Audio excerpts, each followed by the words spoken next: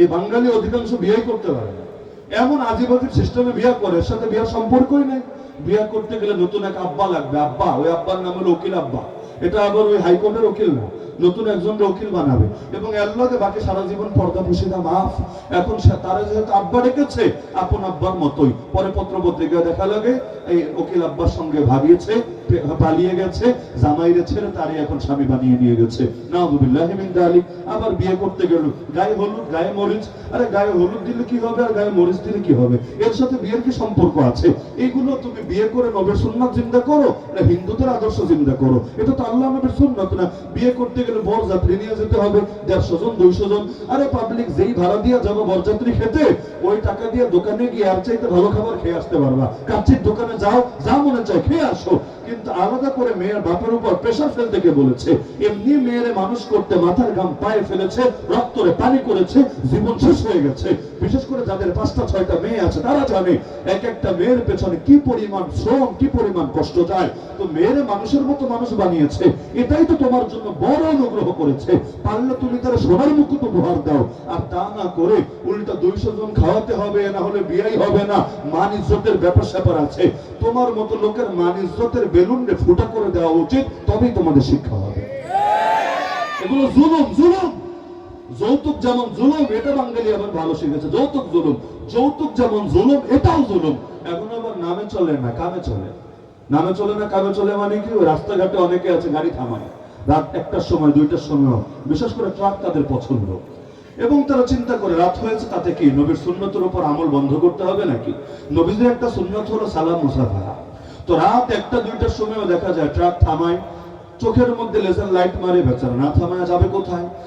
থামানোর পরে হাতটা সুন্দর মতো বের করে দেয়, নিচ থেকেও হাতটা বের করে দেয়, নবীজির মুসাফাহা সুন্নাতের উপরে আমল করে, নবীজির একটা সুন্নাত জিন্দা করে। এরপর একটা হাত নিয়ে পকেটে ঢোকায়, তারপর ইশারা দেয়, ট্রাকটাও সুন্দর চলে যায়। বর্তমানে 2 মাস ধরে তাদের মন খুব খারাপ। কেন? এখন মুসাফাহার সুন্নাতের উপর আমল করার সুযোগ নাই, পাবলিক এমনি খেপা। কখন যে কে ভিডিও ভাইরাল করবে, আন্দোলনের ডাক দিবে, খুব পেরেশানিতে। এজন্য গত 2 মাস ধরে রাস্তাঘাটে আমি খেয়াল করি, খুব মন খারাপ। মনে হয় লাইন কয়দিন ধরে ক্লিয়ার হচ্ছে না, পেটে খুব কষ্ট হচ্ছে। কি অবস্থা আল্লাহ ভালো জানে। আগামীতে মুসাফাহার সুন্নাত যখন জিন্দা হবে, হয়তো আবারও মনে মনে সুখী থাকবে। তো যে প্রসঙ্গে বলছিলাম, যৌতুক ওই যেমন ওইটা চা খাওয়ার নামে দেয়, হাদিয়ার নামে দেয়। আসলে চাও বিষয় না, হাদিয়াও বিষয় না, মূল বিষয় ঘুষ। এখন হাদিয়ার নামে দিলে কি ওটা হাদিয়া হয় না ঘুষ হয়? কেউ যদি জিনা করে, নাম দেয় হালাল প্রেম, ওটা কি হালাল প্রেম হবে না জিনা জিনাই হবে? তো নাম কি দিলে বিষয় না, বৃক্ষ তোমার নাম কি, ফলে পরিচয়। উল্টা একটারে আরেকটার নামে ডাকলে খারাপ হয়। কেউ যদি আলুরে পটল বলে, এতে বোঝা যায় বলো যে আলুও চেনে না, পটলও চেনে না। একটা যদি চিনতো তাহলে কাঁচা ভুলটা করতো না, এটাও বোঝে না, ওটাও বোঝে না। তো অনেক সময় নাম লাগায় না, কিন্তু কাম ঠিকই চালায়। এই কামটা চলে হলো যৌতুকের লাইনে।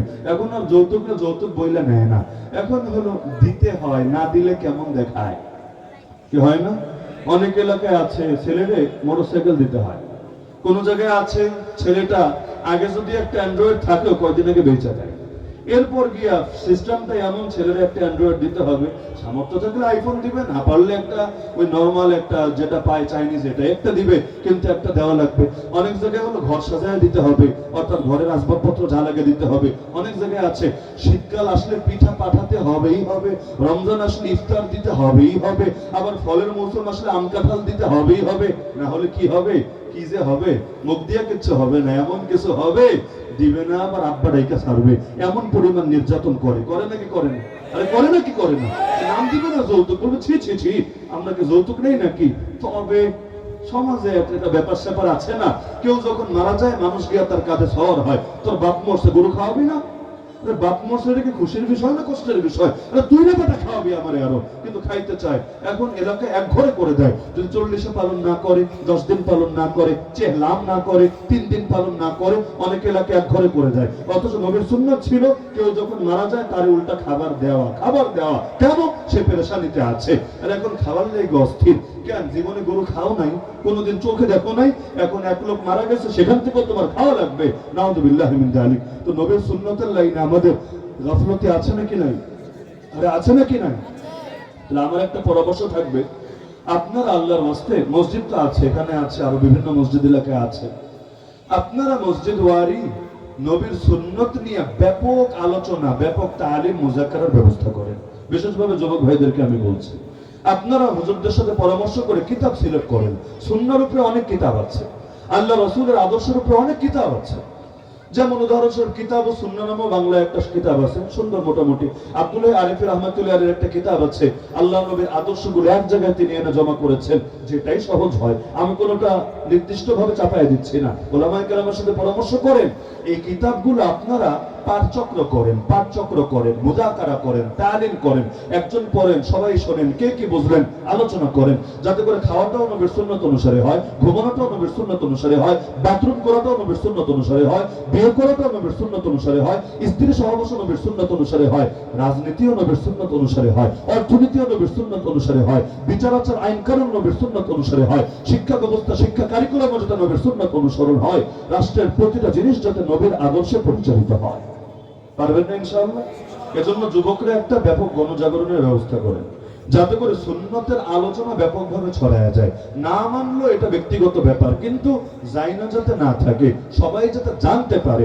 এজন্য পাঠাগার করা লাগলে করেন, পাঠচক্র করা লাগলে করেন, তালিম করা লাগলে করেন, মুলাকারা করা লাগলে করেন, যেভাবে পারেন। তো নবীর সুন্নতের আলোচনা ব্যাপক থেকে ব্যাপকতর করেন, কারণ সুন্নত ছাড়া মুক্তির কোনো পথ নাই। সুন্নত ছাড়া আমাদের জন্য বড় কোনো বুজুর্গ হওয়ার প্রেসক্রিপশন দ্বিতীয় কিছু নাই। পারবেন না ইনশাআল্লাহ? এমনকি বুজুর্গদের আমলের চাইতে নবীর সুন্নতকে প্রাধান্য দেওয়ার চেষ্টা করেন, কারণ বাংলাদেশে বুজুর্গদের আমল শিরোনাম দিয়ে অনেক এলাকায় ভণ্ড পীরের বেদাত ঢোকে না? এমন এমন আমল যার সাথে ইসলামের সম্পর্কই নাই, বুজুর্গের আমল দিয়ে ঢোকে, এবং অনেক ক্ষেত্রে আরো উত্তমের জায়গায় অনুত্তম করে। বাংলাদেশে এমন মসজিদ আমি দেখেছি, নামাজে দাঁড়াবে আগে পাগড়িটা সবসময় মাথায় পরা থাকে না, মিম্বারের উপর রাখা থাকে। ইমাম সাহেব শুধু কোন রকম দড়িটা পেঁচায়, দেখতে যেমন দেখা যায় ব্যাপার না, সালাম ফেরানো শেষ, দড়িটা খুইলা পাশে রেখে দেয়, মানে ভেবে নিয়েছে এটা নামাজের সুন্নত। অথচ পাগড়ি নামাজের সুন্নত না, পাগড়ি পোশাকের সুন্নত। পোশাকের সুন্নত বলবেন পার্থক্য কি? যদি নামাজের সুন্নত হতো তাহলে নামাজের সাথে সম্পর্কিত, নামাজের আগে বাঁধবো, নামাজ শেষে বলবো। আর পোশাকের সুন্নত মানে কি? এই যে এখনো গায়ে পোশাক আছে, এটাও আমার পোশাকের অংশ।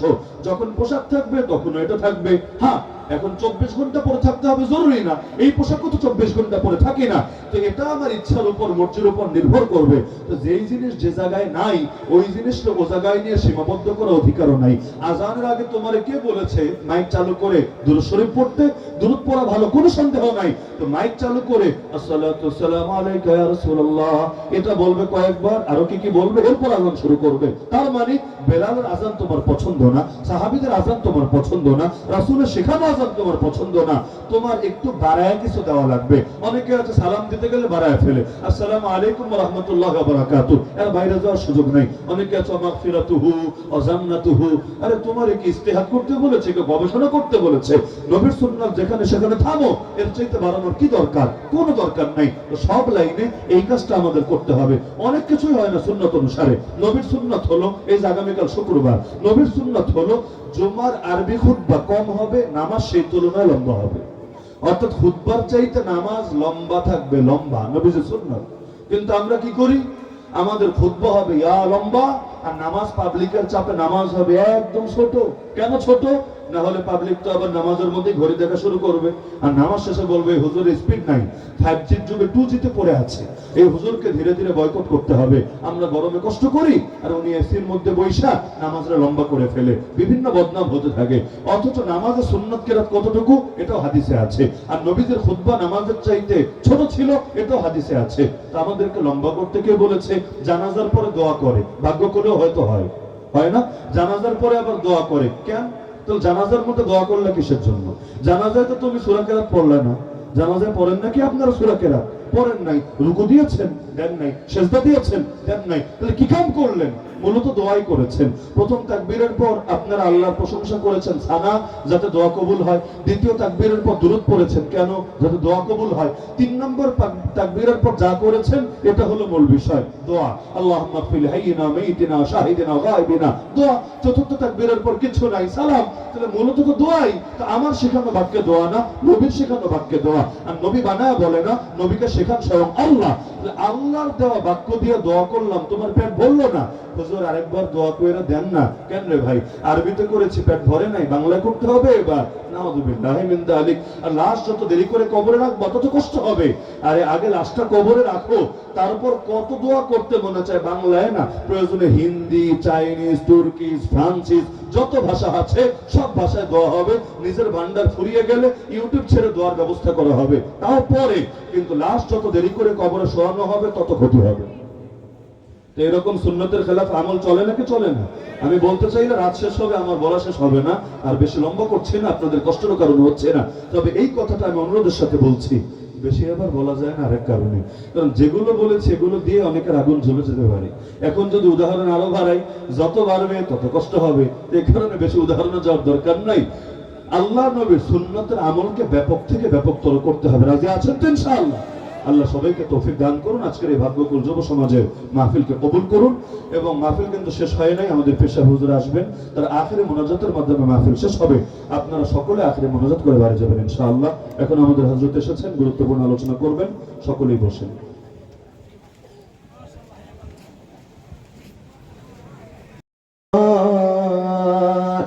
হুমুল মুফলিহুন। وقال تعالى: لقد كان لكم في رسول الله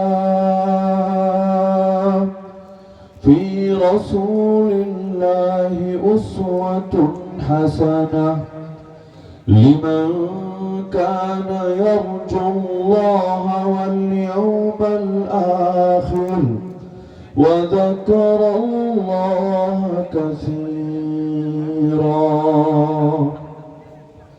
وقال النبي صلى الله تعالى عليه وسلم: بعثت لأتمم مكارم الأخلاق.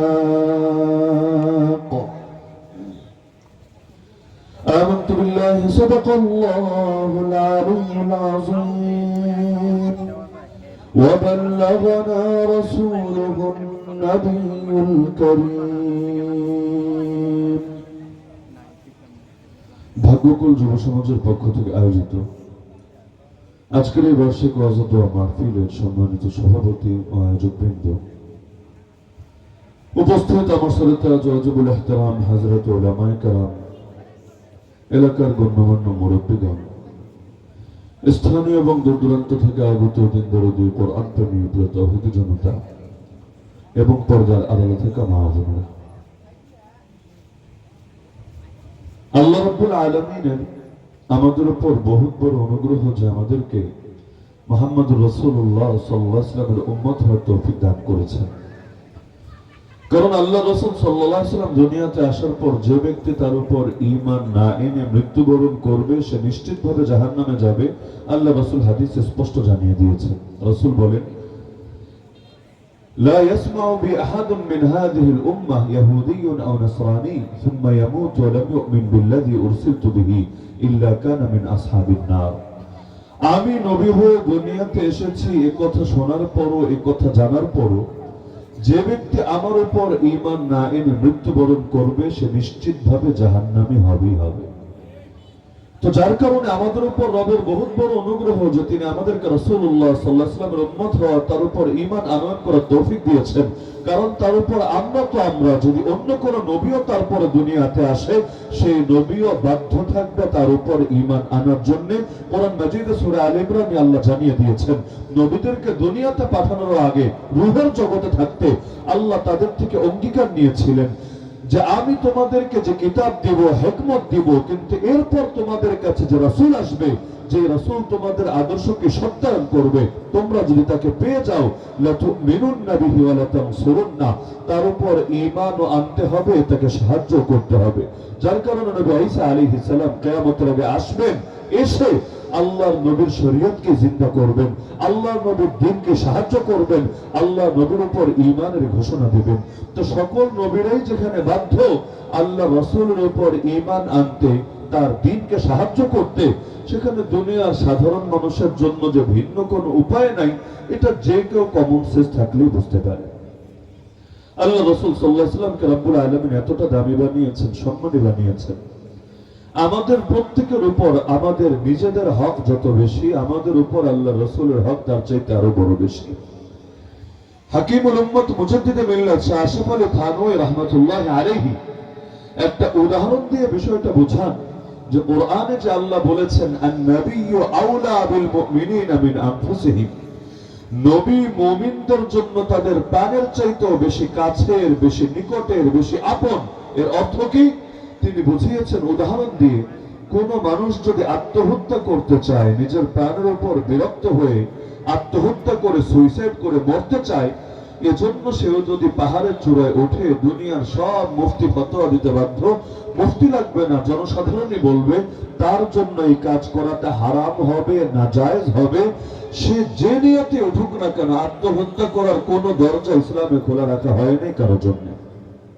কিন্তু আল্লাহ রাসূল সাল্লাল্লাহু আলাইহি ওয়াসাল্লাম তার কোন উম্মতিকে যদি বলেন, হে আমার অমুক উম্মতি, তুমি যাও ওই পাহাড়ের চূড়ায় আরোহণ করো, এরপর নিচে ঝাঁপ দাও, তো এরপর ঝাঁপ দিলে সে মরবে না বাঁচবে, লাভ হবে না ক্ষতি হবে, উপকার হবে না মন্দ কিছু হবে, কোনো দিকে তাকানোর সুযোগই নাই, বরং তার জন্য পাহাড়ের চূড়ায় উঠে নিচে ঝাঁপ দেওয়া অপরিহার্য হয়ে যাবে, অনিবার্য হয়ে যাবে।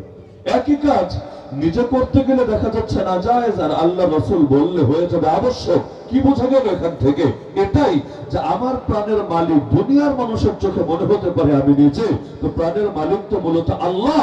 তা আমার প্রাণকে চাইলে আমি নিজে শেষ করতে পারি না, কিন্তু আল্লাহ রাসূল সাল্লাল্লাহু আলাইহি ওয়াসাল্লামের জন্য যদি প্রাণ কোরবান করা লাগে, এক প্রাণ না হাজার প্রাণ মুসলমান তার কথায় কোরবান করে দিতে রাজি থাকে, এতে তাদের দিনের মধ্যে ন্যূনতম কষ্ট, ন্যূনতম আঘাত, ন্যূনতম চিন্তা আসে না। এজন্য আম্মা জান আয়েশা রাদিয়াল্লাহু আনহা বলেছিলেন, মিশরের নারীরা ইউসুফ আলাইহিস সালামকে দেখে তার সৌন্দর্যে অভিভূত হয়ে নিজেদের হাত কেটে ফেলেছিল ফল কাটতে গিয়ে। তারা যদি আমার হাবিব মুহাম্মদ রাসূলুল্লাহ সাল্লাল্লাহু আলাইহি ওয়াসাল্লামকে একবার দেখতো, তাহলে নিজেদের হাত না বরং নিজেদের কলিজাই কেটে ফেলতো। বাস্তবত হয়েছেও তাই। আল্লাহ রাসূল সাল্লাল্লাহু আলাইহি ওয়াসাল্লাম জিহাদে যাবেন, নারী পর্যন্ত কোলে বাচ্চা নিয়ে এসে হাজির, ইয়া রাসূলুল্লাহ আমার দুধের বাচ্চাটাকেও জিহাদে নিয়ে যান না। আল্লাহ রাসূল অবাক, দুধের বাচ্চাকে জিহাদে নিয়ে গিয়ে কি হবে, কি করতে পারবে সে যুদ্ধের ময়দানে? যুদ্ধ তো আর কোনো ছেলে খেলা না যে এখানে পিচ্চি বাচ্চাদেরও কোনো কাজ আছে। রাসূলও অবাক, সাহাবারাও অবাক। সেই নারী বলছে, ইয়া রাসূলুল্লাহ আমি বুঝি আমার বাচ্চাটা লড়াই করতে পারবে না, সে যুদ্ধের জন্য উপযুক্ত না, কিন্তু কি করব বলেন? বড় যারা ছিল আগেই তো চলে গেছে, তারা আর ফিরে আসে নাই যুদ্ধের ময়দান থেকে, লাশ হয়ে ঘরে ফিরে এসেছে। এখন আর ঘরে এমন কোন প্রাপ্তবয়স্ক কেউ নাই যাকে পাঠিয়ে দেব আপনার সাথে ময়দানে জিহাদে শরীক হওয়ার জন্য। আর আমি তো একজন নারী, আমি যেতে চাইলেও আমাকে অনুমতি দেবেন না, আমাকে ময়দানে আপনাদের সাথে লড়াই করার সুযোগ দেবেন না। কিন্তু দিল তো মানে না, মন তো মানে না, এ কারণে যা ছিল তাই নিয়ে এসে হাজির হলাম। ইয়া রাসূলুল্লাহ সে লড়াই করতে না পারুক, এতটুকু তো অন্তত পারবে। আপনার কোন সাহাবীর কোলে আমার বাচ্চাটা থাকবে, জালেম যখন আপনার বুক লক্ষ্য করে তীর মারবে, বর্ষা মারবে, তখন জালেমের তীর তরবারি বর্ষা এসে আমার বাচ্চার বুকটাকে ফুরফুর করে দিয়ে যাবে, কিন্তু আমার বাচ্চার প্রাণের বিনিময় হলো আপনার প্রাণ তো হেফাজতে থাকবে। এমনকি আল্লাহ রাসূল সাল্লাল্লাহু আলাইহি ওয়াসাল্লামের জন্য শুধু জান দেওয়া তো আছেই, রাসূলকে কেউ গালি দিবে আর সেই গালিবাজ দুনিয়াতে স্বাভাবিকভাবে থাকবে, এটা পর্যন্ত সহ্য করে নেওয়ার জন্য তার প্রস্তুত ছিলেন না। বদরের ময়দানে যে দুইটা ছোট বাচ্চা আবু জাহালকে নিধন করেছিল, যাদের একজনের নাম মুআদ আর একজনের নাম মুআওয়াদ, তারা কেন আবু জাহালের উপর চড়াও হয়েছিল? বাচ্চা মানুষ, তারা বাহিনীর মূল অংশও না, তারা এখানে যুদ্ধ করার জন্য রাসূল যাদেরকে নিয়ে এসেছেন তাদের স্বাভাবিক অন্তর্ভুক্ত না, তারা এখানে কেন?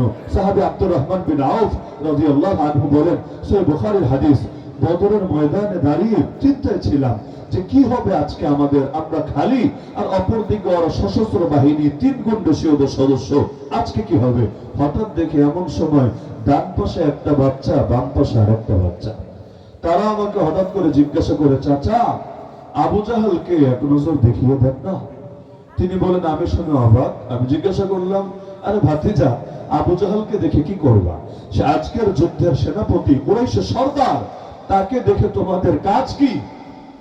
সঙ্গে সঙ্গে বাচ্চা দুটো বলে উঠলো, চাচা শুনেছি শুনেছি সে আল্লাহর নবীকে গালি দেয়, আল্লাহর নামে কসম খেয়েছি একবার যদি ওর দেখা পেয়ে যাই হয়তো ওকে জাহান্নামে পৌঁছে দেব, না হলে নিজেরা শহীদ হয়ে জান্নাতি হয়ে যাব।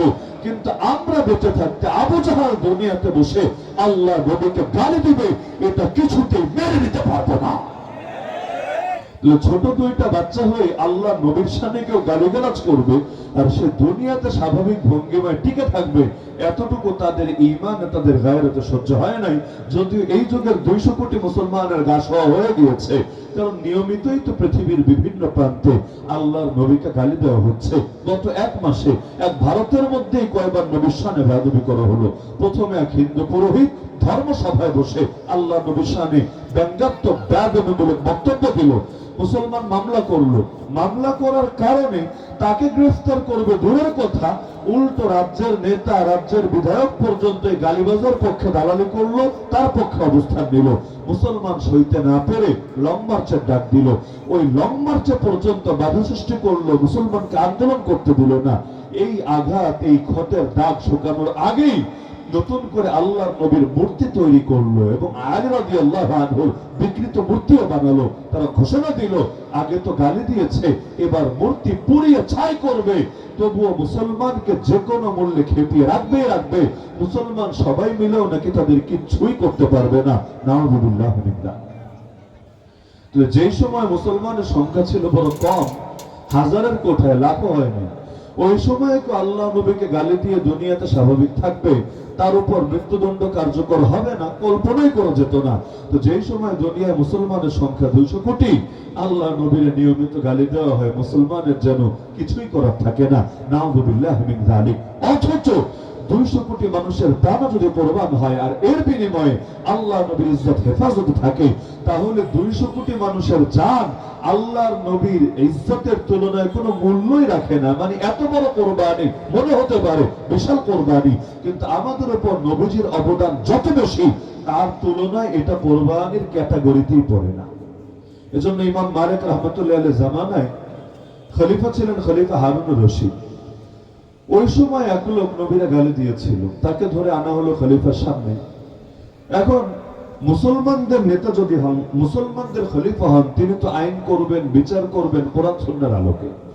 মন গড়া আইন আর বিচার এগুলো মুসলমানদের মধ্যে চলে না, অতীতে এগুলো কল্পনাও করা যেত না। যদিও এখন বাংলাদেশে মুসলমানের সংখ্যা 90%, দেশের মোট জনতার অধিকাংশই মুসলমান, কিন্তু এত কাল ধরেও কোরআন সুন্নাহর আলোকে আইন হবে, বিচার হবে, বিধান হবে, এই এতটুকু অধিকার, ইসলামী অধিকার, ধর্মীয় অধিকার এই জাতি পেল না।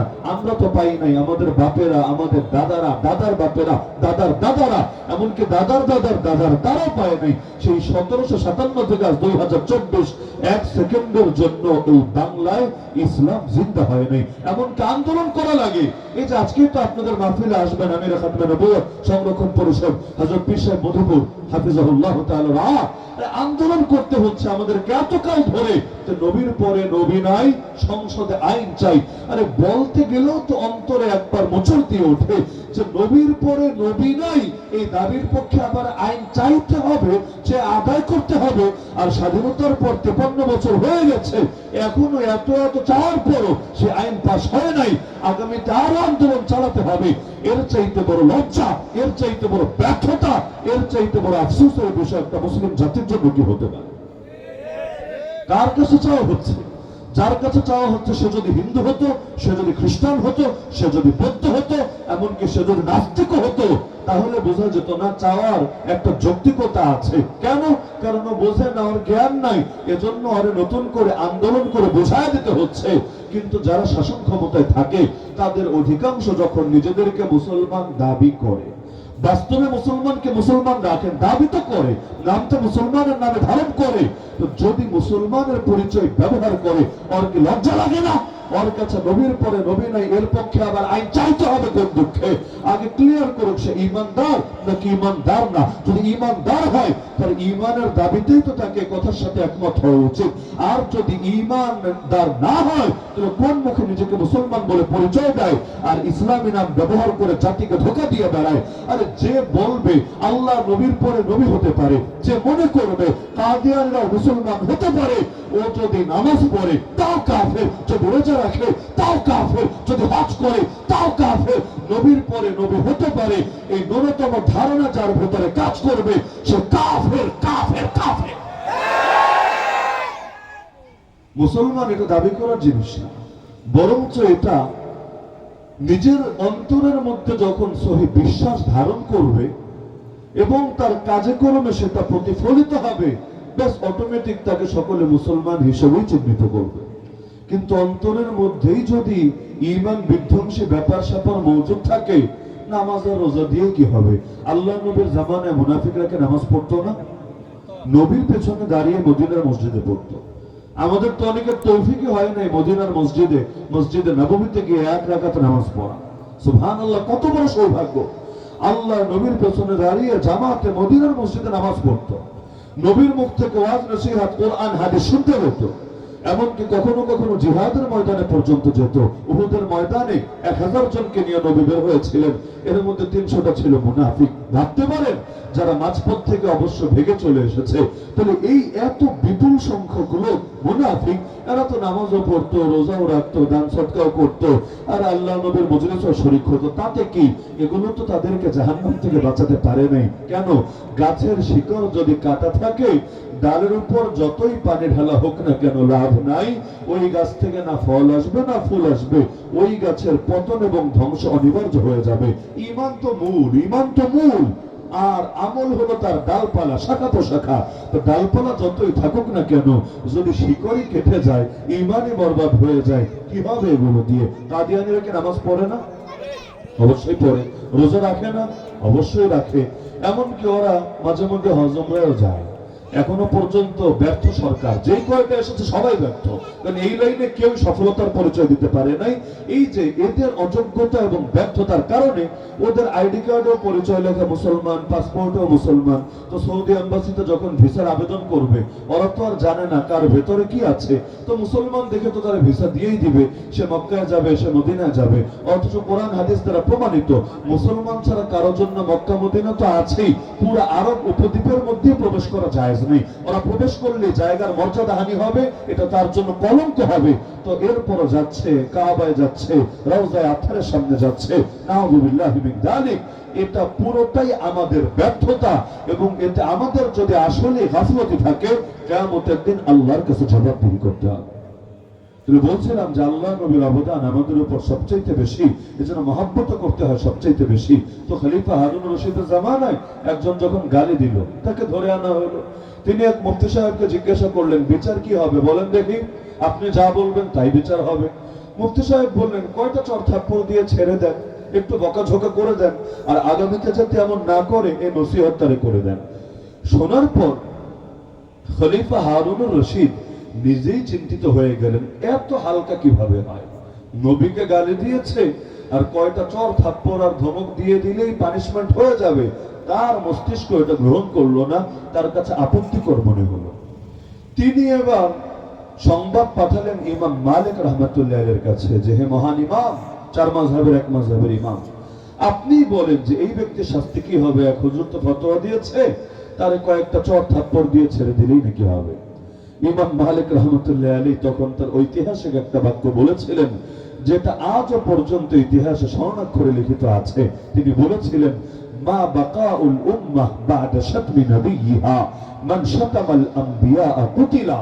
আরে নবীকে যদি গালিগালাজ করা হয়, উম্মতের বেঁচে থাকার কি অর্থ হয়? যারাই নবীদের শানে বেয়াদবি করবে, একটাই সাজা, তাদেরকে পৃথিবী থেকে বিদায় করে দেওয়া হবে। অর্থাৎ নবীকে গালি দিলে মৃত্যুদণ্ডের নিচে সাজা নাই, এইটাই সাজা। গুস্তাখে রাসূল কি এক হি সাজা, সরতন সে জুদা, সরতন সে জুদা। আর এটা যদি বাস্তবায়িত করতে না পারে, উম্মতের সংখ্যা যতই বাড়ুক কি লাভ হবে? সংখ্যা দিয়ে কিছু হয় না, কোয়ালিটি লাগে। আর যদি কোয়ালিটি না থাকে, 10 কেজি টমেটো কিনে আনলেন সবই পচা, আর আরেকজন 100 গ্রাম টমেটো কিনে আনলো সবই ভালো। মনে হতে পারে 10 কেজি ওয়ালা জিতেছে, মাল বেশি, আসলে 10 কেজি ওয়ালা জিতে নাই, 100 গ্রাম ওয়ালা জিতেছে। কারণ যেই কয়টা এনেছে ওই কয়টা কাজে লাগাতে পারবে, আর বেচারা বহুত এনেছে কিন্তু পুরোটাই জিরো হয়ে গেছে। এজন্য আল্লাহ নবী একদিন প্রশ্ন করলেন সাহাবীদেরকে, বলো দেখি আমার উম্মতের মধ্যে দেউলিয়া কে? আল্লাহ রাসূলের সাহাবীরা সহজে জবাব দিলেন, ইয়া রাসূলুল্লাহ, দেউলিয়া তো সহজ, মান লা দিরহাম লাহু ওয়ালা মাতা, যার ক্যাশও নাই, আসবাবপত্র নাই, তারে দেউলিয়া বলে। নিঃস্ব, রিক্ত হস্ত, অসহায়, তারই দেউলিয়া বলে। আল্লাহ রাসূল বলেন, আরে না, আমার উম্মতের আসল দেউলিয়া হলো ওই ব্যক্তি কিয়ামতের দিন যে পাহাড় পাহাড় পাহাড় পরিমাণ নেক আমল নিয়ে হাজির হবে। তাহলে দেউলিয়া কেন?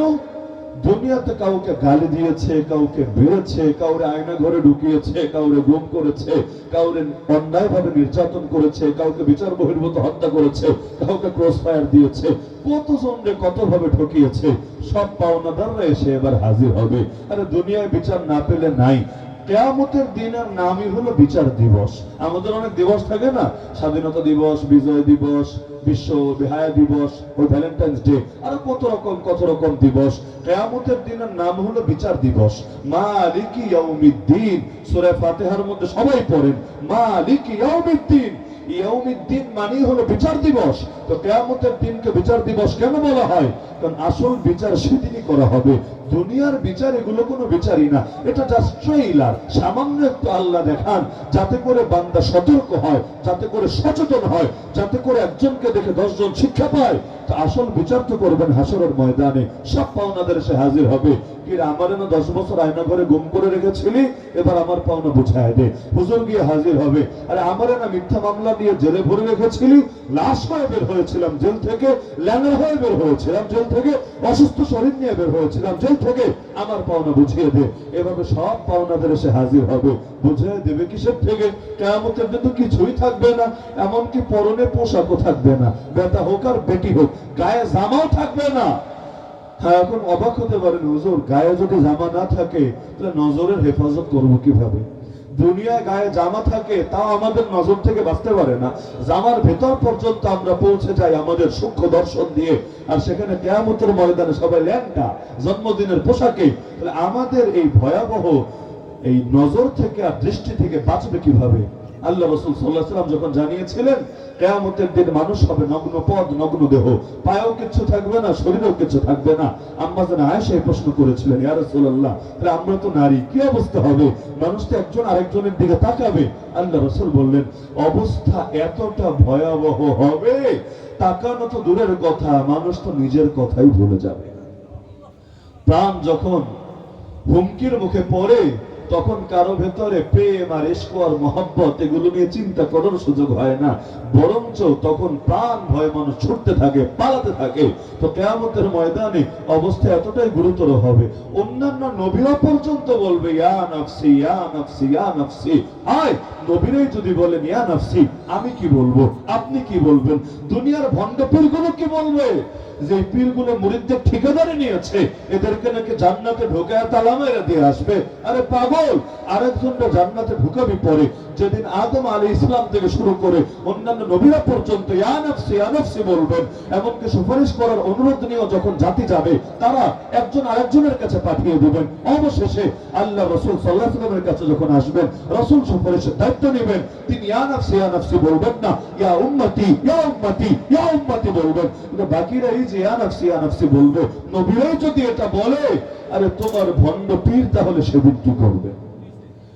দুনিয়া দাবি করা সহজ, একেবারে ধরে ধরে জান্নাতে পৌঁছায় দিবে, নিজের জান্নাতের তো গ্যারান্টি নাই।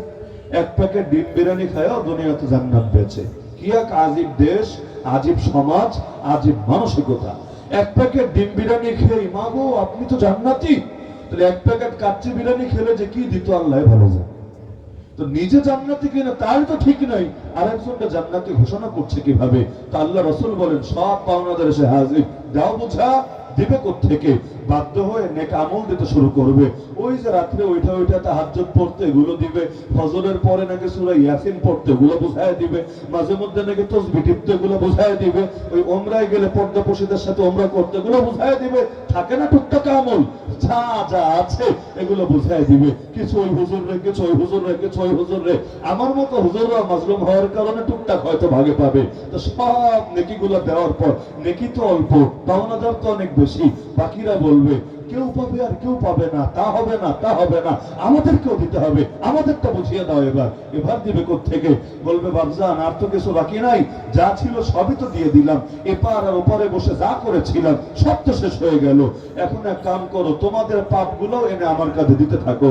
এবার কেউ 10 পাপ, কেউ 20 পাপ, কেউ 100 পাপ, কেউ 1000 পাপ, কেউ লাখো পাপ, পাপে পাপি হতে হতে মোটামুটি কোটিপতি হয়ে যাবে, মিলিয়ন প্রতি, ট্রিলিয়ন প্রতি, বিলিয়ন প্রতি হয়ে যাবে। তার আর কোনো কিছু অভাব নাই।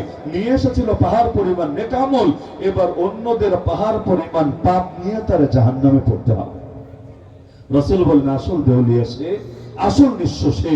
কারণ সে কিয়ামতের দিন এমন এক নিঃস্ব হালতে পড়বে যেখান থেকে চাইলে ঘুরে দাঁড়ানোর সুযোগ নাই। দুনিয়াতে ঘুরে দাঁড়ানো যায় এবং মানুষ ঘুরে দাঁড়ায় বটে, ক্ষমতার গদি থেকে নামে আবার নিজের গুছায় নিয়ে ক্ষমতায় আসে, ব্যবসা বাণিজ্যে মাইর খায়, আবার ঋণ টিন করে ব্যবসা দাঁড় করিয়ে আগের চাইতে 3 গুণ প্রতিষ্ঠিত হয়ে যায়।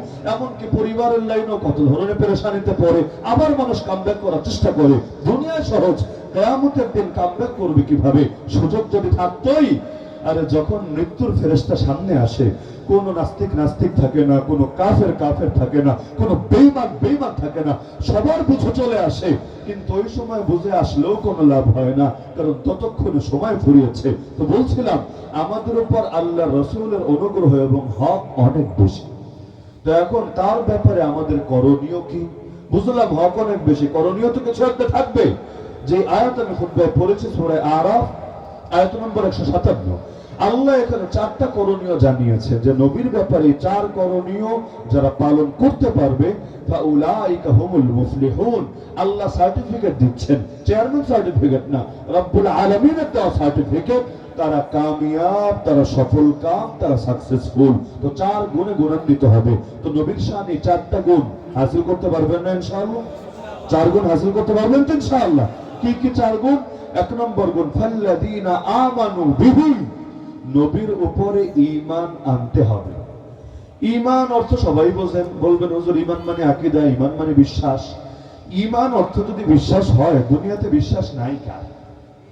যে হিন্দু তার অন্তরেও বিশ্বাস নাই, যে খ্রিস্টান তার অন্তরেও বিশ্বাস নাই, যে নাস্তিক তার অন্তরেও বিশ্বাস নাই। বিশ্বাস সবার অন্তরে আছে।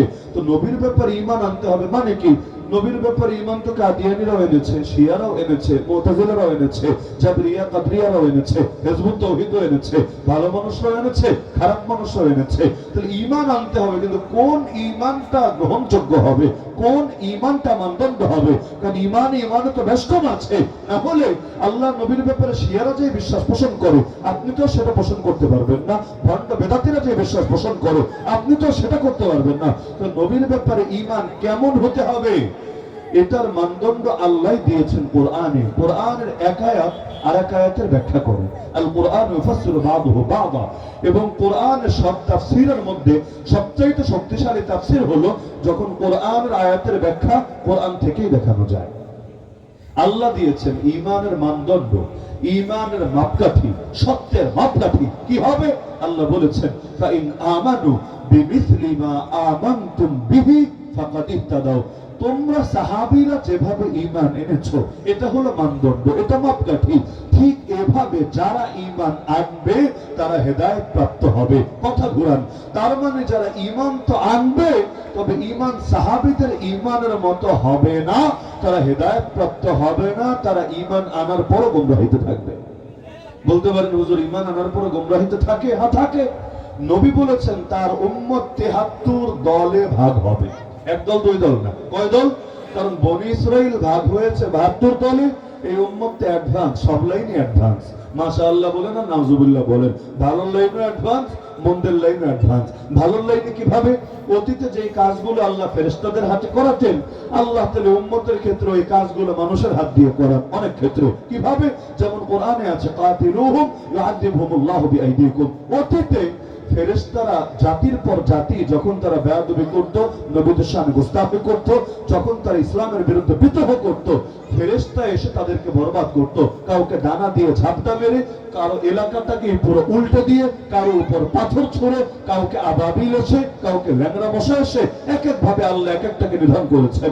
আর এই জাতির ক্ষেত্রে আল্লাহ মূলনীতি বানিয়েছেন, মুসলমান জিহাদ করবে, কাতিলুহুম, তোমরা জিহাদ করবে ইসলামের দুশমনদের বিপক্ষে, ইউআযিবুহুমুল্লাহু বিআইদিকুম, আল্লাহ ইসলামের দুশমনদেরকে আযাব দিবেন, শাস্তি দিবেন তোমাদের হাতে। লাভ কি হবে? অতীতের সব জাতির চাইতে এই জাতি এগিয়ে যাবে আখিরাতের সফরে। কারণ আগে আল্লাহ যেই কাজ করাতেন, কখনো জিবরিলের হাতে, কখনো মিকাইলের হাতে, কখনো ইসরাফিলের হাতে, আল্লাহ করাবেন এবার এই উম্মতের হাতে। হ্যাঁ, ফেরেশতা আসবে না তা না, আগেও এসেছে, এখনো আসবে। বদরের ময়দানে শুধু সাহাবীরা জিহাদ করে নাই, ফেরেশতারাও জিহাদ করেছে। এমনকি তাদের লিড দিয়েছে স্বয়ং জিবরিল আমিন, সব ফেরেশতার চাইতে দামি ফেরেশতা যিনি। কিন্তু পার্থক্য হলো, আগে লড়াই করতেন নিজস্ব কমান্ডে, বদরের ময়দানে এসে লড়াই করেছেন মুহাম্মদুর রাসূলুল্লাহ সাল্লাল্লাহু আলাইহি ওয়াসাল্লামের কমান্ডে। ভাবতে পারেন ফেরেশতা পর্যন্ত যার নেতৃত্ব মেনে লড়াই করে কত বড় মর্যাদা দিয়েছেন রব্বুল আলামিন তাকে। এমনি তো হাসান বিন সাবিত রাদিয়াল্লাহু আনহু বলেন নাই, আল্লাহ নবীর সামনে তিনি একবার প্রস্তাব পেশ করলেন, ইয়া রাসূলুল্লাহ, আপনার শানে আমি কবিতা বলতে চাই। তিনি ছিলেন অনেক ভালো কবি, আরবের শ্রেষ্ঠ কবিদের মধ্যে অন্যতম। আল্লাহ রাসূল সাল্লাল্লাহু আলাইহি ওয়াসাল্লাম একটু ইতস্তত করছিলেন যে সামনে প্রশংসা করবে, জিনিসটা একটু কেমন হয়ে যায় না? সামনে প্রশংসা করবে, আবার নবীর কাছে অনুমতি চাচ্ছেন, নবীও তার অনুমতি দিবেন। আল্লাহ রাসূল একটু সংকোচ করছিলেন। রব্বুল আলামিন রাসূলকে জানিয়ে দিলেন। আল্লাহ রাসূল সাল্লাল্লাহু আলাইহি ওয়াসাল্লাম এবার তাকে বললেন, আরে হাসান বলো, আল্লাহ তাআলার পক্ষ থেকে নিযুক্ত জিবরিল আমিন আছে তোমার সাহায্যে। তিনি বলতে শুরু করলেন, ওয়া আহসানা মিনকা লাম তারা কাত্তু আইনি ওয়া আজমালা মিনকা লাম তালিদিন নিসাউ খুলিকতা মুবাররাআন মিন কুল্লি আইবিন কাআন্নাকা ক্বাদ খুলিকতা কামা তাশাউ। আপনার চাইতে সুন্দর, মানে বাহ্যিক সৌন্দর্য, অঙ্গ প্রত্যঙ্গের সৌন্দর্য আছে এমন কোন ব্যক্তিকে কখনোই আমার দুই চোখ দেখে নাই, আর দেখবে কিভাবে?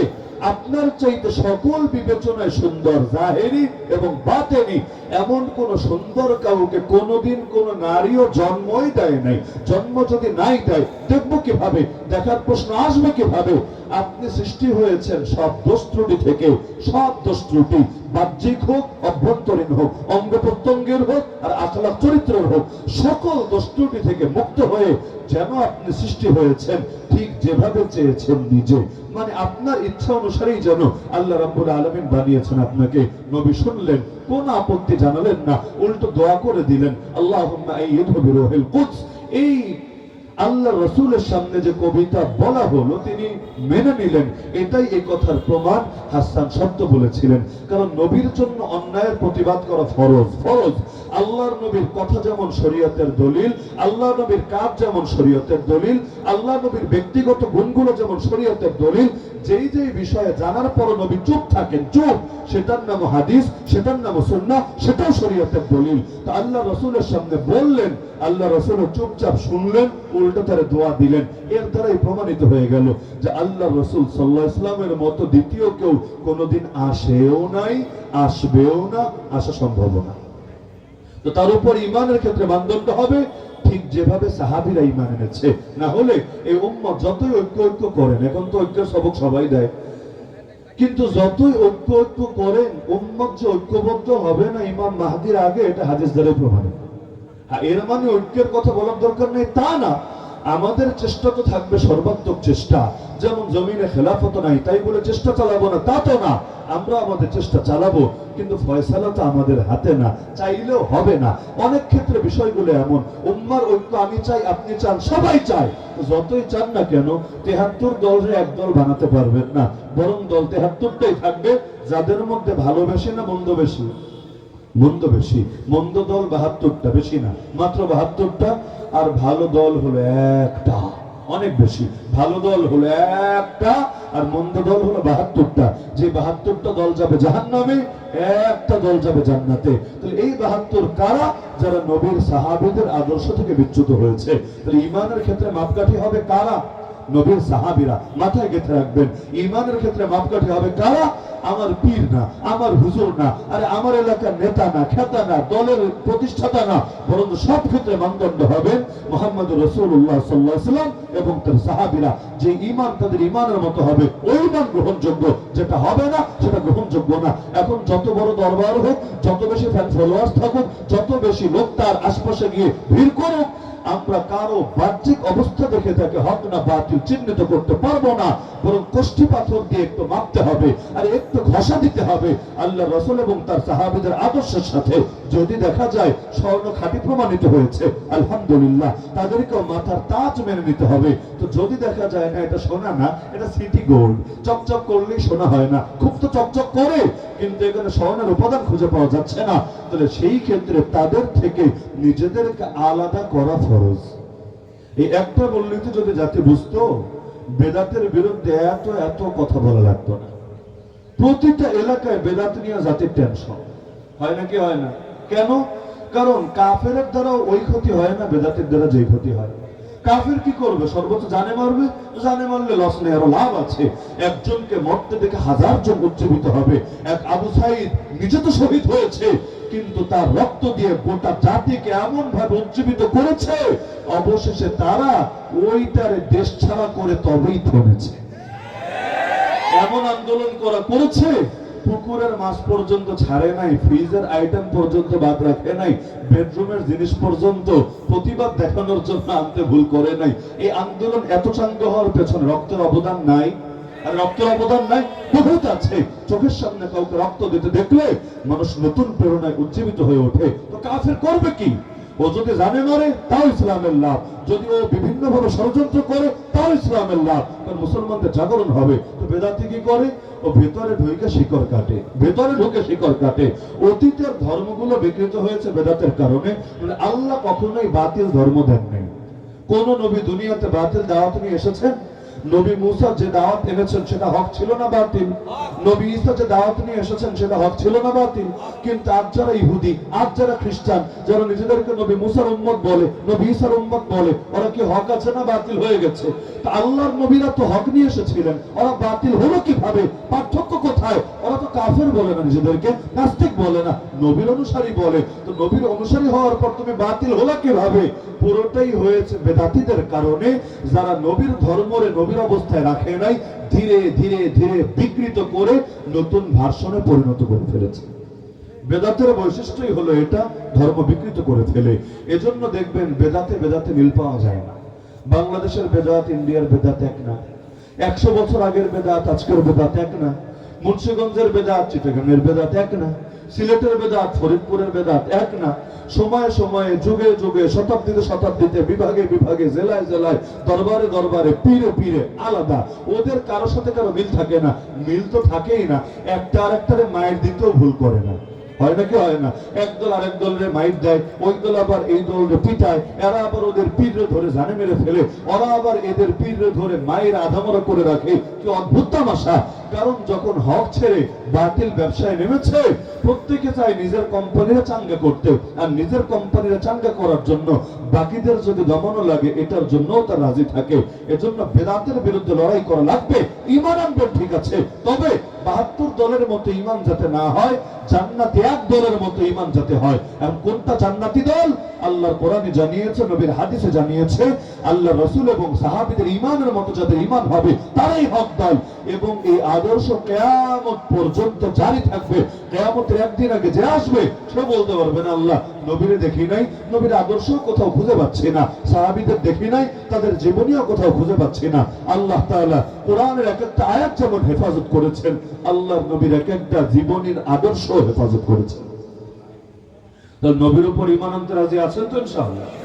বলবেন ঈমান তো আছে, হ্যাঁ আছে, কিন্তু এতক্ষণের কথা বুঝলে এটাও বুঝেছেন ঈমান আছে, তবে একবার চেক আপ দিয়ে নিতে হবে। ফুল বডি যেমন চেক আপ করা ডাক্তারের কাছে গিয়ে, আমরা করাই না, এগুলো বড় বড় টাকাওয়ালারা করায় আর কি, রাষ্ট্রপতি, প্রধানমন্ত্রী, মন্ত্রী, এমপি টাইপের লোকেরা করায়। কেন? ওদের বেঁচে থাকার অনেক দরকার আছে, ওদের জীবনের অনেক দাম আছে। এজন্য ওরা মরে গেলে দেশের কি হবে, জাতির কি হবে, আর আমরা বাঁচলেই কি আর মরলেই কি। দেখেন না, ওরা তো ভিআইপি, রাস্তায় প্রটোকল নিয়ে চলে। ওরা যাওয়ার আধা ঘন্টা আগ থেকে রোড বন্ধ, যাওয়ার পর 10 মিনিট রোড বন্ধ, সামনে পুলিশ, পিছনে পুলিশ, রাস্তায় এ পাশে পুলিশ, ও পাশে পুলিশ। কেন? ওদের জীবনের বড় দাম আছে। আর বাংলাদেশের সবচাইতে বড় বড় হুজুর যারা, এই যে আজকে মধুপুরে পেশা হুজুর আসবেন, কে তারা প্রটোকল দিয়ে আনবে? কোন বাহিনীর লোক? না সামনে না পেছনে। আরে তারা জ্যামে ঘন্টার পর ঘন্টায় পড়ে থাকবে, ব্যাপার না। কারণ এই হুজুরদের আর মোল্লাদের জীবনের কি দাম আছে? সব দাম তো ওদের জীবনের। বাকি সবাই সস্তায় পরিণত হয়েছে। আসল বিষয় দামের না, আসল বিষয় হলো যে জাতির সঙ্গে গাদ্দারি করে সে নিজেকে জাতির কাছে অনিরাপদ মনে করে। আল্লাহ রাসূল সাল্লাল্লাহু আলাইহি ওয়াসাল্লাম তো একসময় পাহারাদার সরিয়ে দিয়েছিলেন। কখন? যখন আল্লাহ আয়াত নাযিল করেছিলেন, আল্লাহু ইয়াসিমুকা মিনান নাস, আল্লাহ আপনাকে হেফাজত করবেন মানুষের হাত থেকে। আয়াত নাযিল হওয়ার পর নবী ডেকে বললেন, তোমরা সরে যাও, আমার আর পাহারাদার লাগবে না।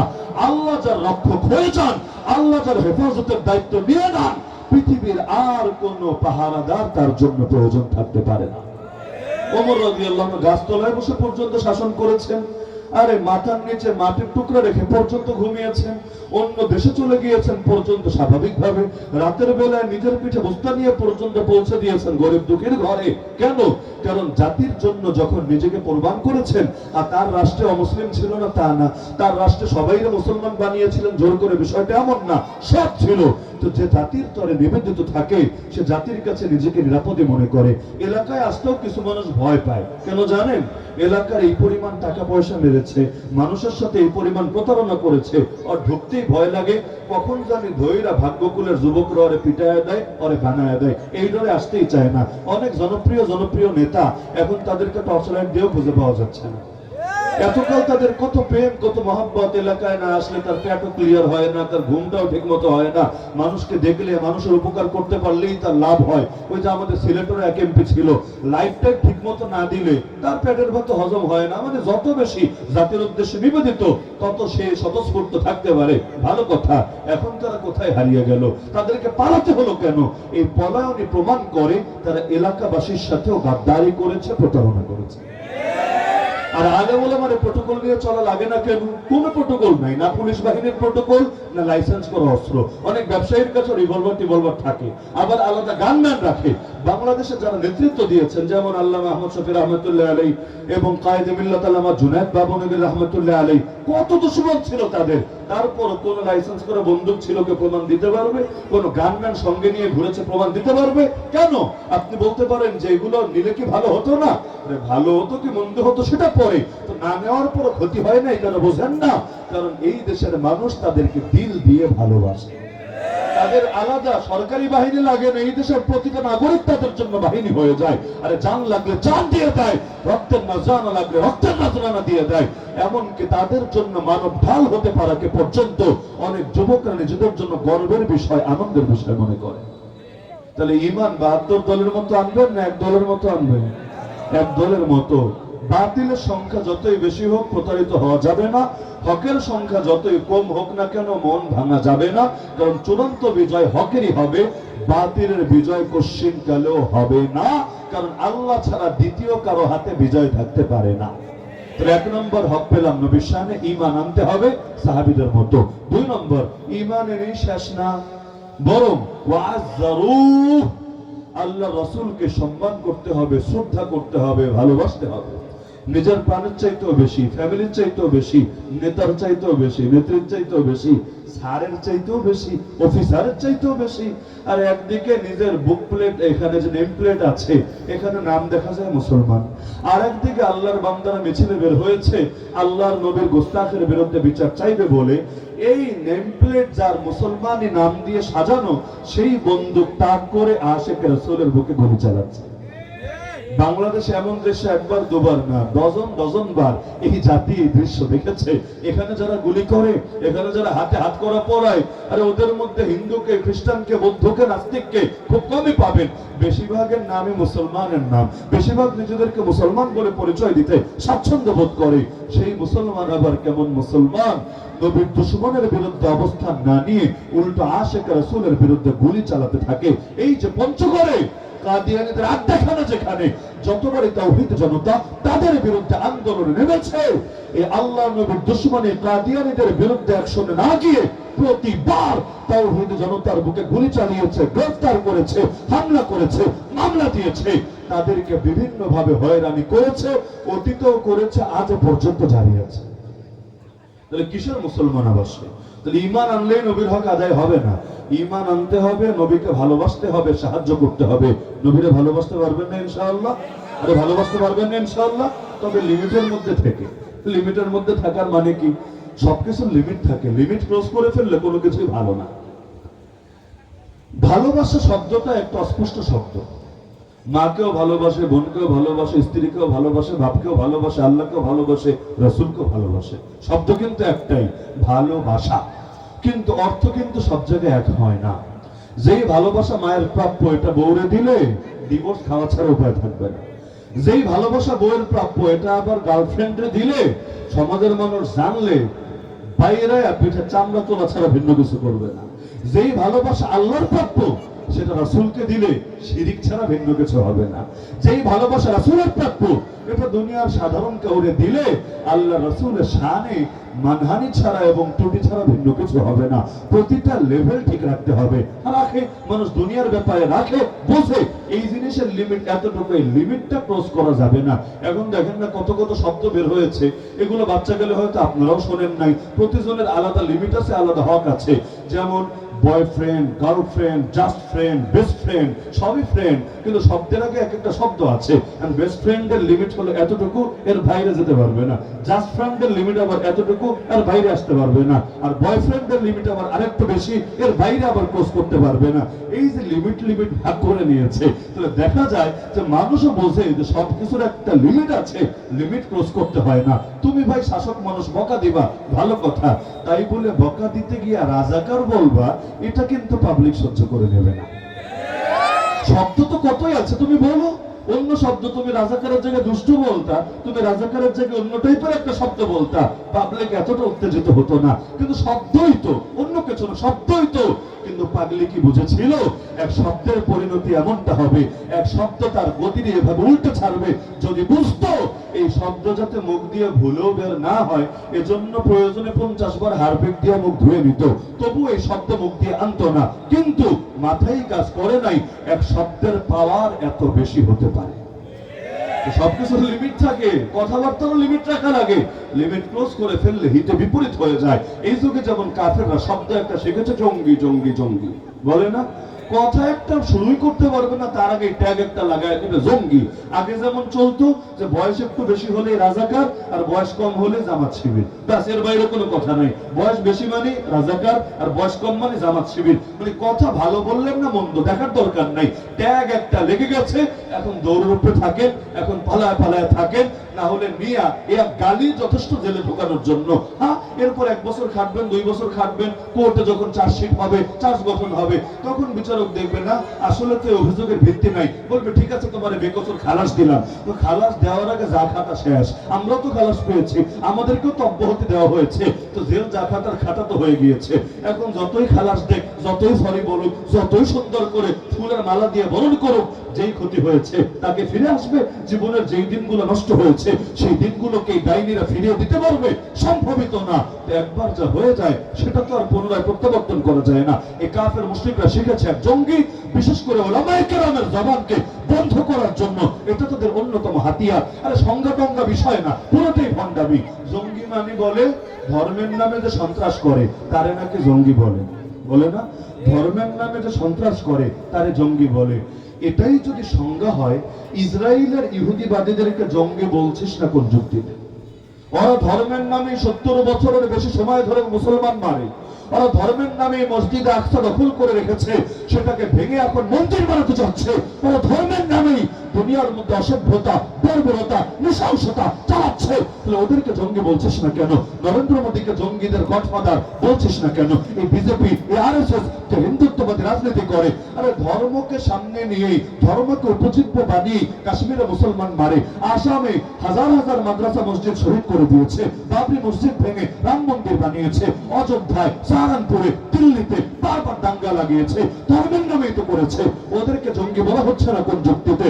তার মানে সংজ্ঞা টঙ্গা বিষয় না, মূল বিষয় হলো মুসলমানদের গালি দিয়ে দমায় রাখতে হবে। নতুন গালি বাংলাদেশে ইম্পোর্ট হয়েছে, ধর্মান্ধ। শুনেননি আপনারা? কথা বললে এখন ধর্মান্ধ ধর্মান্ধ হয়েও না হুজুররা, তাহলে কি হবা? ধর্মপ্রাণ হও, ধর্মভীরু হও, ভালো কথা। ধর্মপ্রাণ সুন্দর শব্দ হব, আলহামদুলিল্লাহ। ধর্মভীরু সুন্দর শব্দ হতে কোনো আপত্তি নাই।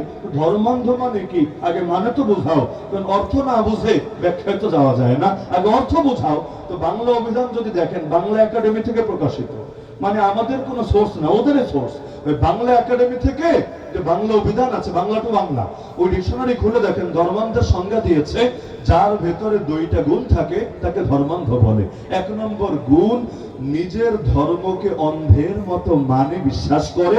দুই নম্বর গুণ, পরধর্মে বিদ্বেষ পোষণ করে।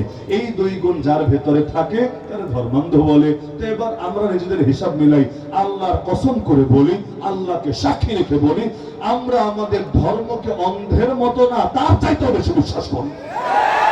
অন্ধের মতো বিশ্বাস করা যায় না সেই জিনিস যেখানে ত্রুটি থাকে, ভুল থাকে, সংশয় থাকে, গ্যাপ থাকে, কলঙ্ক থাকে।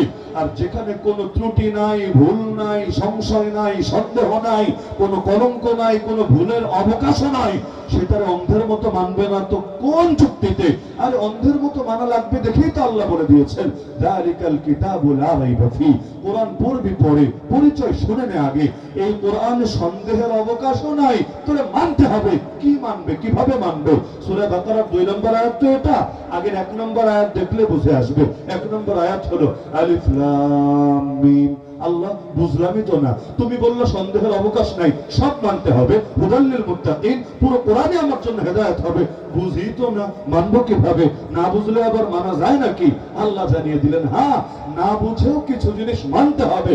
এখানেই তুমি বান্দা হিসেবে বন্দেগীর পরীক্ষা হবে। ইবলিসের সাথে তোমার পার্থক্য এখানে।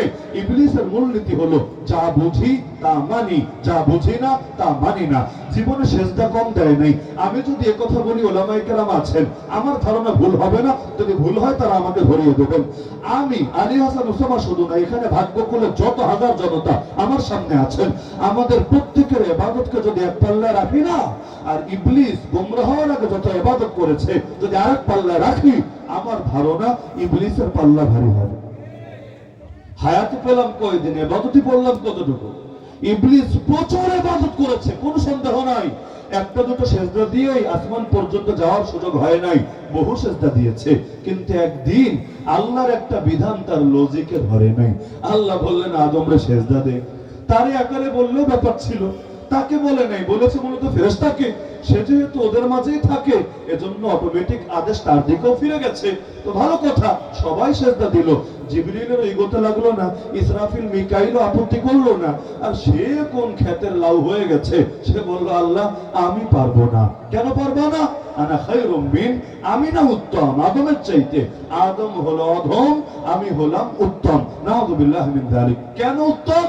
খালাকতানি মিন নারি ওয়া খালাকতাহু মিন তিন। বোঝো না, আমাকে বানিয়েছো আগুন থেকে, তাকে বানিয়েছো মাটি থেকে। আগুন উপরে থাকে, মাটি নিচে থাকে। নিচের জিনিস নিচে থাকবে, যুক্তিতে ধরে। উপরের জিনিস নত হবে কোন যুক্তিতে, এটা তো মাথায় ধরে না। আল্লাহ কিন্তু জবাব দেন নাই, না না না, তোমার যুক্তি ভুল। 1 নম্বর ভুল এ কারণে, 2 নম্বর ভুল এ কারণে, 3 নম্বর ভুল এ কারণে। আল্লাহ কোন পাল্টা যুক্তিতে না গিয়ে ডাইরেক্ট ফরমান দিয়ে দিলেন, উখরুজ মিনহা, এই মুহূর্তে বের হয়ে যা। ফাইন্নাকা রাজীব, তুই চির বিতাড়িত, চির বিতাড়িত। ওয়া ইন্না আলাইকা লানাতি ইলা ইয়াউমিদ্দিন, কিয়ামত পর্যন্ত তুই মালাউল হয়ে থাকবি, তোর উপর আমার লানত থাকবে। আর যার উপর কিয়ামত পর্যন্ত আল্লাহ লানত থাকে, ওর তওবার নসিব জীবনেও হবে না। কারণ আল্লাহ লানত নিয়ে কেউ কখনো তওবা করতে পারে না। আল্লাহ যে চির বিতাড়িত করলেন, চির মালাউল বানালেন, শুধু তাই না, ওরা জাহান্নামে বলেও ঘোষণা দিয়ে দিলেন, লাআমলা আন্না জাহান্নামা মিনকা ওয়া মিম্মান তাবিআকা মিনহুম আজমাইন। আর যুক্তি তো দিয়েছিল, যুক্তির বাইরে তো কাজ করে নাই। কিন্তু যেই যুক্তি হয় আল্লাহর বিধানের বাইরে, ওই যুক্তির 2 পয়সা দামও নাই।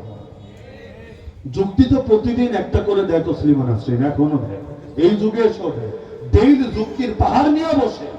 মুরগি চোরা, গরু চোরাও কি জীবনে যুক্তি কম দিয়েছে? আরে যুক্তি থাকলে হয় না, যুক্তিতে মুক্তি না, ভক্তিতে মুক্তি। যেই যুক্তি আল্লাহ এবং তার রাসূলের কথার বাইরে হবে, মুসলমান ওই যুক্তি ধরে ডাস্টবিনে ছুঁড়ে ফেলবে। আর তোমার যুক্তি যদি আল্লাহ এবং তার রাসূলের কথার সাথে মিলে, এটা মুসলমান গ্রহণ করে নেবে। আলিফ লাম মিম কি বুঝলা? বুঝো নাই তাও মানতে হবে। কেন? ইবলিসের সাথে তোমার পার্থক্য এখানে, তুমি বুঝলেও মানবা, না বুঝলেও মানবা। একদিন যুদ্ধ চলছে, যুদ্ধের ময়দানে এক সাহাবী হাদিস বলছে, তিনি বলছেন জান্নাত হলো তরবারির ছায়ার নিচে। পাশে একজন খেজুর খাচ্ছিল, সে বলল আপনি যা বললেন তা কি নবীর থেকে শুনেছেন? তিনি বলেন হ্যাঁ, সামিআতু রাসূলুল্লাহ সাল্লাল্লাহু আলাইহি ওয়াসাল্লাম ইয়াকুল, নিজের কানে নবীজিকে এই কথা বলতে শুনেছি। সঙ্গে সঙ্গে তিনি বললেন যদি নবী এই কথা বলে থাকেন আর দেরি কিভাবে সইতে পারে, খেজুর ছুঁড়ে ফেলে সঙ্গে সঙ্গে ময়দানে নেমে গেলেন। সেই যে নামলেন আর ফিরলেন না, সেখানেই শহীদ হয়ে গেলেন। তাহলে কি বুঝলেন এখান থেকে? মুসলমান এতটুকু যাচাই করে আসলে আল্লাহ এবং তার রাসূল বলেছে কিনা। যদি নিশ্চিত হয় আসলেই বলেছে, তার মাথায় কি আসলো, যুক্তিতে কি আসলো, লজিকে কি আসলো, সেদিকে তাকায় না। কারণ ওদিকে যদি তাকাতে যায়, এটারে আর ঈমান বিল গায়েব বলে না। তা নবীরে ভালোবাসতে পারবেন তো ইনশাআল্লাহ। তবে ভালোবাসার লিমিট ঠিক রেখে। লিমিট ঠিক রেখে মানে কি? নবীরে ভালোবাসতে গিয়ে আমরা আল্লাহ বানায় দিয়ে একদল ভণ্ড যেমন করে, আল্লাহর গুণ নবীরে দিয়া বসে, আল্লাহর অধিকার নবীর জন্য সাব্যস্ত করে বসে। আর আরেক দল তো আরো অ্যাডভান্স, এরা পীররে নবীর চাইতে আগে দেয়। নবীরা সাহাবীরা সেজদা দিতে অনুমতি দেন নাই, আর এরা পীররে সেজদা দেয় ঘুমায়া। আর ভাবে এটাই উত্তম হবে, দোয়া করতে হয় আল্লাহর কাছে। এরা গিয়ে জিন্দা পীর তো জিন্দা পীর, মুর্দা পীরের কাছে দোয়া করে, আব্বা গো, ও আব্বা আমার একটা বাচ্চা লাগবে, বিয়ে করেছি এক যুগ হয়ে গেল, বাচ্চা তুমি দাও না। কেমনে দিবে? জিন্দা পীর হলে তাও নয়তো চেষ্টা করে দেখতো। কবরে শুয়ে আছে, বাচ্চা দিবে কিভাবে? কবরের মধ্যে কি বাচ্চা থাকে? যদি এমন হতো কবরের মধ্যে ডায়াপার পরা বাচ্চা আছে, এক কোনা দিয়ে ফুটা করে দিয়ে দিত। এখন দিবে কিভাবে? হটস্পট দিয়ে দিবে না ব্লুটুথ দিয়ে দিবে? কুইক শেয়ার দিয়ে দিবে না ডাটা কেবল দিয়ে দিবে? দিবে কিভাবে রে পাগল? তো চাওয়া দরকার ছিল কার কাছে, চাচ্ছে কার কাছে? আবার নামাজের দ্বারা ঠিকই বলছে ইয়াকা নাবুদু ওয়া ইয়াকা নাস্তাঈন, ইবাদত করি একমাত্র তোমার, সাহায্য চাই একমাত্র তোমার কাছে। কারণ সাহায্য দেওয়ার মালিক একমাত্র আল্লাহ। আল্লাহ সাহায্য দিলে কেউ ঠেকিয়ে রাখতে পারে না। আর আল্লাহ সাহায্য দিতে না চাইলে নরেন্দ্র মোদীও যদি চায়, আরো অনেক লোক যদি চায়, কেউ কিচ্ছুই করতে পারে না। কারণ সর্বময় ক্ষমতার মালিক একজনই, নাম তার। 3 নম্বর করণীয় নবীর শানে ওয়ানাসারু, নবীকে সাহায্য করতে হবে। কিভাবে? মাসে মাসে বিকাশ করে। কিভাবে? ঈদের টাইম আসলে মদিনা শরীফে কাপড় চোপড় অনলাইনের মাধ্যমে ডেলিভারির অর্ডার করে দিলে না, বরঞ্চ নবীকে সাহায্য করা হবে কয়েক মাধ্যমে।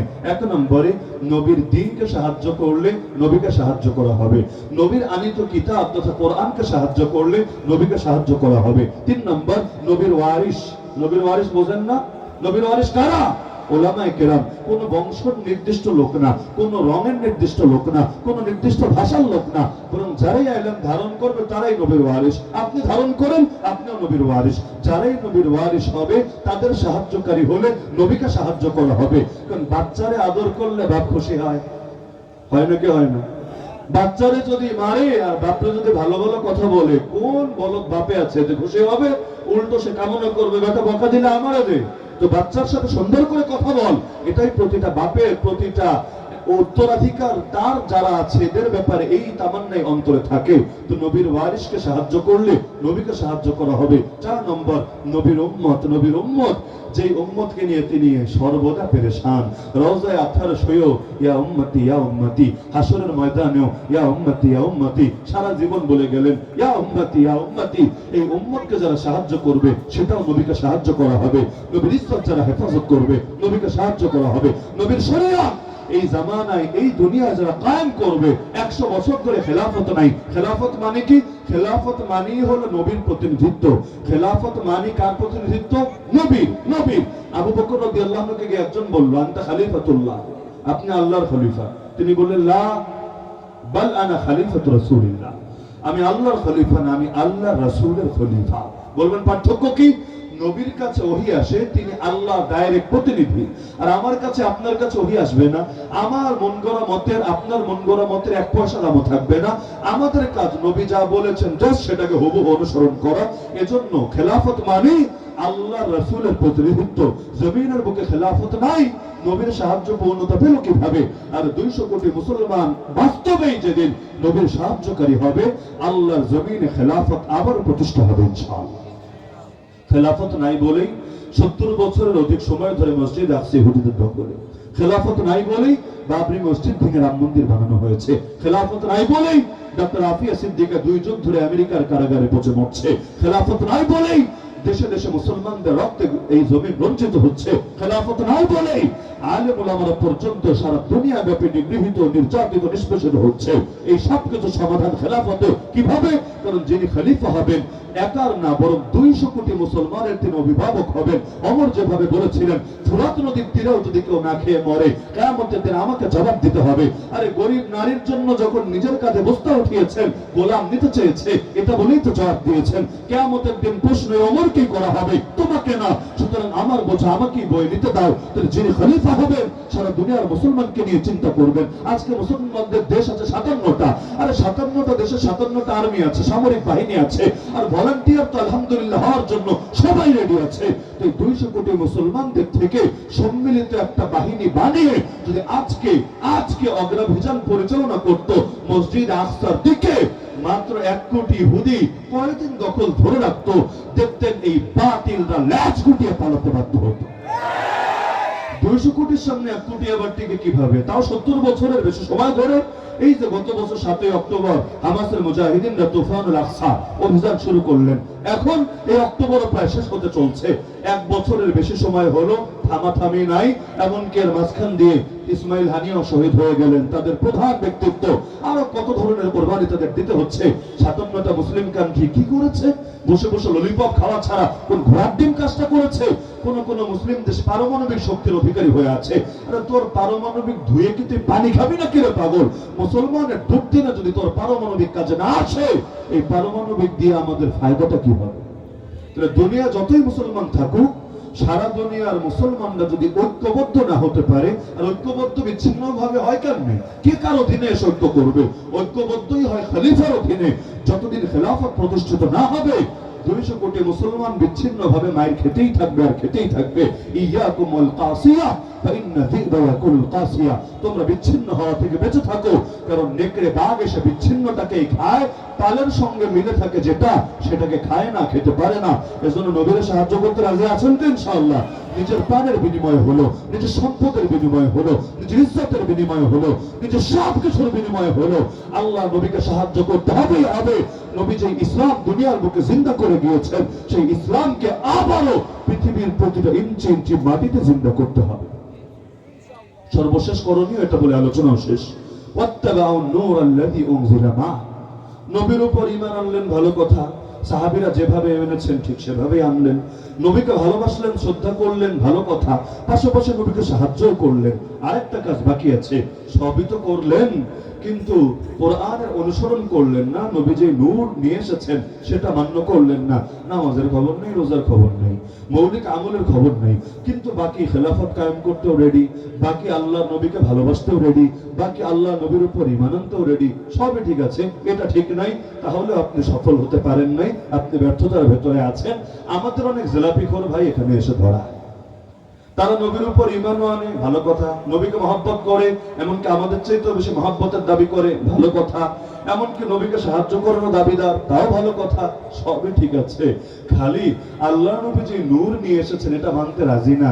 আরে প্রত্যেক বছর নবীর স্মরণে দিবস তো ঠিকই পালন করে, মুখে দাঁড়িয়ে আর রাখা হয় না, গায়ের মধ্যে সুন্নতি জামার ধারণ করা হয় না, এগুলো বাদই দিলাম। ফরজ নামাজটা পর্যন্ত পড়ে না, যেই নামাজ না পড়লে মুসলমান আর কাফের পার্থক্য থাকে না।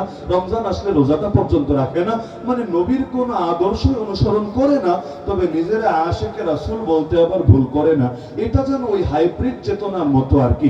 অনেকে আছে করবে বিভিন্ন দেশের দালালি আর নিজের পরিচয় দেবে মুক্তিযুদ্ধের চেতনার অধিকারী। ওইটা যেমন ভণ্ডামি, এইটা হস্ত ভণ্ডামি। অনেকে ওই চেতনার মধ্যে, মানে চেতনা যে কই কই থাকে মাঝে মধ্যে আমার বুঝে ধরে না। মনে করেন সালাম, বরকত, রফিক, জব্বার তাদেরকে শ্রদ্ধা করে স্মরণ করে, ভালো কথা। নির্দিষ্ট দিন আসলে তাদের স্মরণে নির্মিত যে খাম্বা সেখানে গিয়ে ফুল দিয়ে আসে, ভালো কথা। তাদের যে আত্মীয় স্বজন দুনিয়াতে আছে, খেয়ে আছে নাকি না খেয়ে আছে, কই আছে, কেমনে আছে, এইটা পর্যন্ত খোঁজ রাখার আগ্রহ অনুভব হয় না।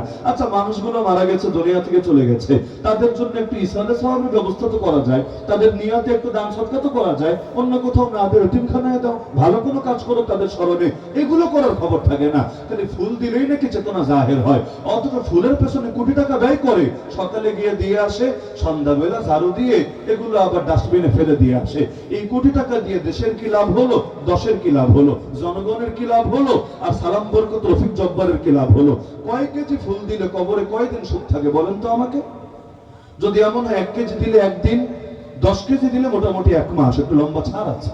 আর 2-4 মন দিলে মোটামুটি 1 বছর কবরে পিডুনি বন্ধ থাকে, শান্তিতে থাকা যায়। এরকম কোন বৈজ্ঞানিক বা ধর্মীয় কোন যদি বিষয় আসলে জানা থাকে আমাদেরকে বলেন, আমরা জানি না, আমরা প্রয়োজনে জাতিরা তাশকিল করব, প্রয়োজনে আমরা কালেকশন করে হলো ফুল দেওয়ার ব্যবস্থা করব। কেন? কারণ যত ফুল তত সুখ, যত ফুল তত সুখ। কিন্তু যদি এমন হয় উপর দিয়ে ফুল দিলে কিচ্ছু হয় না, ভিতর দিয়ে আগুন জ্বললে ঠিকই জ্বলতে থাকে, উপরে ফলাফল নিচে যায় না, তাহলে এগুলো অপচয় ছাড়া কিচ্ছু না। আর যারা অপচয় করে তাদেরকে জানি কার ভাই বলে, জানেন না সবাই? তো সবাই তো জানে। তো এখন যদি নিজেকে শয়তানের ভাই, আপন ভাই হোক আর দুলাভাই হোক, এটাতে যদি পরিণত করে ছাড়ে, তাহলে এরা আবার জাতির জন্য কি আদর্শ আর কি ঐতিহ্য বহন করবে? চেতনাগুলো সব হয়ে গেছে ফরমালিটি। এই যে কয়েকটা দিবসকে নতুন সরকার এসে বাদ করলো, এর মধ্যে 7ই মার্চ আছে। এটা নিয়ে হায় হায় কি কান্না, কি পেরেশানি, এখন কি হবে? মুক্তিযুদ্ধের চেতনা শেষ, দেশের স্বাধীনতা শেষ, পুরো বাঙালির ঐতিহ্য শেষ, সব শেষ। কেন? 7ই মার্চের মতো মহান দিবসকে এই সরকার বাতিল ঘোষণা করা হয়েছে। অথচ আমি একটু ঘাটাঘাটি করে দেখলাম 2020 সালে এটাকে একটা দিবস বলে আলাদা করে এখন যে মর্যাদায় পালিত হচ্ছিল, এই ফর্মালিটিটা এসেছে 2020 সালে, আর এখন 2024, মানে মাঝখানে 3-4 বছর গেল মাত্র। এই 3-4 বছর আগে, 2020-এর আগে, এটা এরকম আলাদা সরকারি দিবস ছিল না। 7ই মার্চ আলাদা সরকারি দিবস ছিল না। ওই দিন আসলে স্মরণ করতো সেটা ভিন্ন কথা, সরকারি দিবস ছিল না। তো এতকাল পর্যন্ত সরকারি দিবস হওয়া ছাড়াই চেতনা ঠিক থাকলো, আর মাত্র 2-3 বছর সরকারি দিবস ছিল বলে এখন এটারে দূর করার কারণে তোমাদের লেনজায় আগুন ধরে গেল। আসলে তোমরা কি দেশকে ভালোবাসো, নাকি ভণ্ডামি করে জাতিরে ব্রেইন ওয়াশ করতে পারা এবং ধোকার মধ্যে ডুবিয়ে রাখতে পারা এই সার্থকতা মনে করো? আমার সন্দেহ লাগে। ইসলামের যেমন কালেমা থাকে, নিজেরাও কালেমা বানিয়ে নিয়েছে। এক এক কালেমা বলতে গিয়ে আজকেও দেখলাম কোর্ট আইনজীবী পর্যন্ত মাইর খেয়েছে। কি কালেমা মুখে আমি নাই আনলাম, ওই শুরুতে জয় শব্দটা থাকে আর কি, পরে একটা বাক্য বলে, জয় বলে একটা বাক্য বলে।